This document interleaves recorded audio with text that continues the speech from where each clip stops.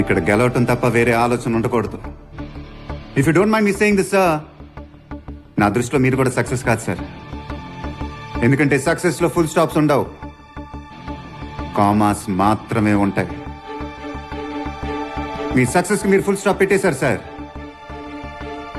మీరు ఎలా సక్సెస్ఫుల్ అవుతారు? ఎలా సక్సెస్ అవ్వాలో ఇన్స్టిట్యూట్ నేర్పిస్తుందని చెప్పారు. అదే నిజమైతే ఈ ఫొటోస్ పెట్టడానికి ఇన్స్టిట్యూట్ గోడలు కూడా సరిపోవు సార్.